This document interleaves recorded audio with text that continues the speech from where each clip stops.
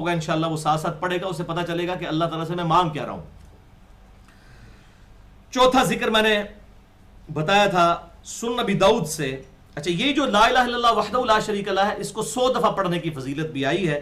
بخاری میں 6403، مسلم میں 6842 کہ جو شخص 100 دفعہ لا الہ الا اللہ وحدہ لا شریک لہ لہ الملک و لہ الحمد وہو علی کل شیء قدیر پڑھ لے گا تو اس کے عمل کے برابر کوئی شخص نہیں پہنچ سکے گا سوائے اس شخص کے جو انہی الفاظ کو اس سے زیادہ مرتبہ پڑھ لے۔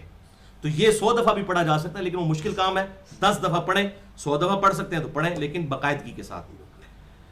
چوتھا ذکر رضیت باللہ ربا وبالاسلام دینا وبمحمد نبیا، سنن ابی داؤد میں 5072، مسند امام احمد میں 18990 نمبر، کہ آپ صلی اللہ علیہ وسلم نے فرمایا جو شخص یہ دعا پڑھ لے گا نا، رضیت باللہ ربا وبالاسلام دینا وبمحمد نبیا، میں اللہ کے رب ہونے پر راضی، اسلام کے دین ہونے پر راضی اور محمد صلی اللہ علیہ وسلم کے نبی ہونے پر راضی، تو اللہ تبارک و تعالی ایسے شخص پر جنت واجب کر لے گا اور قیامت والے دن اسے خوشی کے ساتھ ملاقات کرے گا۔ کتنا آسان سا وظیفہ ہے۔ پانچواں وظیفہ، بسم اللہ الذی لا یضر مع اسمہ شیء فی الارض ولا فی السماء وہو السمیع العلیم۔ یہ وظیفہ ترمذی میں 3388 اور سنن ابی داؤد میں 5088 نمبر ہے کہ جو شخص یہ صبح یا شام کے وقت، وہ بھی 3 دفعہ تھا پچھلا وظیفہ بھی، یہ بھی 3 دفعہ صبح پڑھ لے تو شام تک کوئی ناگہانی آفت اور مصیبت اسے نہیں پہنچے گی، اور شام کو پڑھ لے تو صبح تک کوئی ناگہانی آفت اور مصیبت اسے نہیں پہنچے گی۔ بہرحال یہ اسی حدیث میں آگے آتا ہے ترمذی اور ابو داؤد میں کہ جو یہ صحابی سے حدیث بیان کرتے ہیں وہ ابان ہیں۔ ابان حضرت عثمان غنی کے بیٹے ہیں اور اس کے راوی حضرت عثمان غنی ہیں۔ تو ابان پہ خود فالج کا اٹیک تھا، تو جب انہوں نے تبع تابعی سے حدیث وہ بیان کی، اس تبع تابعی کا نام ابو مودود تھا، ہو سکتا ہے مودودی صاحب کا نام اسی وجہ سے رکھا گیا مودودی، تو ابو مودود وہ تبع تابعی جو ہے وہ تابعی ابان کو کہتے ہیں کہ یہ مطلب ان کو تیکھی نظروں سے دیکھتے ہیں کہ ان پہ خود تو فالج کا اٹیک ہوا ہے اور مجھے وظیفہ بتا رہے ہیں کہ جو یہ پڑھ لے اس پہ کوئی ناگہانی آفت نہیں آئے گی، خود تو یہ آفت میں مبتلا ہے۔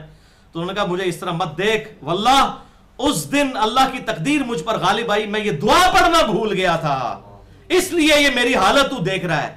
یعنی ان کا یہ یقین تھا کہ اگر میں نے یہ دعا پڑھی ہوتی تو کبھی ایسا معاملہ۔ اچھا، یہ نہیں ہے کہ دعا پڑھ کے تو آپ بسم اللہ الرحمن الرحیم پڑھ کے تو وہ ساکٹ میں 2 انگلیاں دے دیں گے، پھر نہیں آپ بچیں گے۔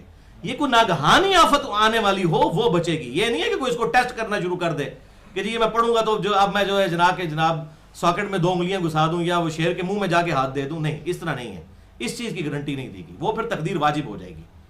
اللہ تعالیٰ کی طرف سے جو ایسا معاملہ آنا ہے وہ پھر اللہ تعالیٰ اس معاملے میں حفاظت کرے گا۔ جو انسان اپنے لیے خود پھر کرتا ہے تو ظاہر ہے اس کی سزا تو پھر وہ خود بھگتے گا۔ شریعت تو یہی ہمیں بتاتی ہے۔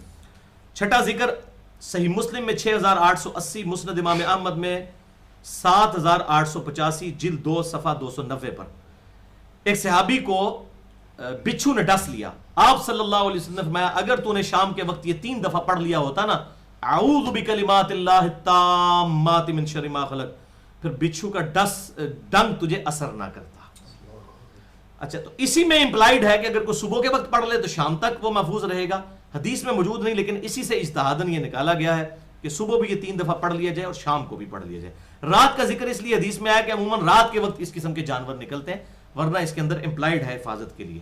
اور یہی دعا ہے جب آپ سفر پر جائیں تو کسی نئے شہر میں اترے تو وہاں پر بھی آپ نے یہی دعا پڑھنی ہے، اعوذ بکلمات اللہ التامات من شر ما خلق۔ اور یہی دعا صحیح بخاری میں آئی ہے جو میں نے مسئلہ نمبر 109 میں بتائی ہے، اسی سے ملتی جلتی دعا کہ صحیح بخاری میں آتا ہے اور ابو داؤد میں آتا ہے کہ آپ صلی اللہ علیہ وسلم حضرت حسن و حسین کو اس دعا کے ذریعے دم ڈالا کرتے تھے، نظر بد سے بچنے کے لیے اور آفات سے بچنے کے لیے، اور کہا کرتے تھے کہ حضرت ابراہیم علیہ السلام اپنے 2 بچوں اسماعیل اور اسحاق کو ان الفاظ کے ساتھ دم ڈالتے تھے اور میں اپنے 2 بیٹوں حسن و حسین کو ان الفاظ کے ساتھ دم ڈالتا ہوں۔ کیا نسبت ہے آپ دیکھیں، کدھر ابراہیم کے بیٹے اسحاق و اسماعیل اور کدھر حسن و حسین۔ تو یہاں لوگ یزید کی باتیں کر رہے ہیں، یزید کیا اس کے سارے رشتہ دار بھی ملا لیے جائیں نا، حسن و حسین کے برابر نہیں ہوتے ہیں۔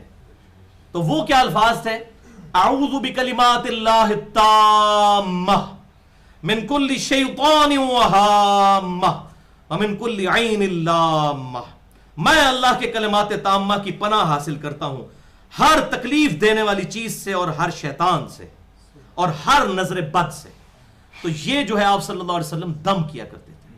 تو آپ کہتے ہیں یہ تو میں نے اپنے لیے پڑھا نا اعوذ بکلمات، اب وہ دم ڈالیں گے تو آپ کہیں گے اعیذکما، تم دونوں کو دم ڈالتا ہوں. اگر پورے گھر والوں کو ایک ہی دفعہ آپ دم ڈال سکتے ہیں، میں الحمدللہ ڈالتا ہوں اعیذکم بکلمات اللہ التامہ من کل شیطان وہامہ ومن کل عین لامہ. تو اس طرح یہ الفاظ پڑھے جا سکتے ہیں عربی لنگوسٹک کے اعتبار سے. اچھا یہ بھی 3 دفعہ ہی پڑھنے ہیں. اور اگلا وظیفہ صحیح مسلم میں 6913 ہے. آپ صلی اللہ علیہ وسلم عموماً تو صحیح مسلم میں آتا ہے ڈیٹیل کے ساتھ کہ آپ فجر کے بعد مسجد میں ہی رہتے تھے اشراق تک، اور سورج بلند ہونے کے بعد ہی وہاں سے جایا کرتے تھے، اور آپ صلی اللہ علیہ وسلم اشراق کی نماز بھی پڑھتے تھے. صحیح مسلم میں آتا ہے یہ چیز.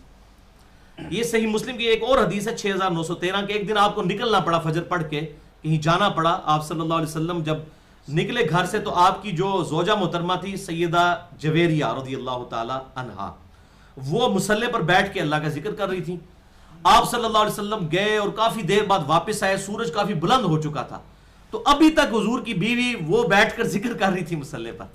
تو آپ صلی اللہ علیہ وسلم نے فرمایا کہ تو صبح سے بیٹھی ہوئی ہے؟ ان کا جی یا رسول اللہ. تو آپ نے فرمایا میں نے دیکھ 4 کلمات 3 دفعہ پڑھے ہیں صرف، اور صبح سے لے کر ابھی تک جو تو نے ثواب کمایا اس سے زیادہ مجھے ثواب مل گیا.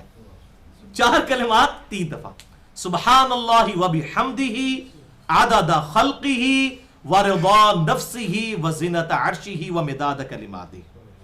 تو سبحان اللہ وبحمدہ یہ کامن ہے، عدد خلقہ اس کے ساتھ یعنی یہ پہلا، ورضا نفسہ وزنۃ عرشہ ومداد کلماتہ. ٹھیک ہے، تو یہ الحمدللہ میں اللہ کی پاکی بیان کرتا ہوں اس کی حمد کے ساتھ، اس کی مخلوق کی گنتی کے برابر اور اس کے نفس کی رضا کے برابر، اس کے عرش کے وزن کے برابر اور اس کے کلمات کی سیاہی کے برابر. یہ اس کا ترجمہ ہے. ساروں کے ترجمے نہیں میں بیان کر رہا، وہ آپ خود پڑھ سکتے ہیں. اچھا ایک اور حدیث بھی عموماً اذکار کارڈ پہ لکھی ہوتی ہے، بڑی کمزور روایت ہے.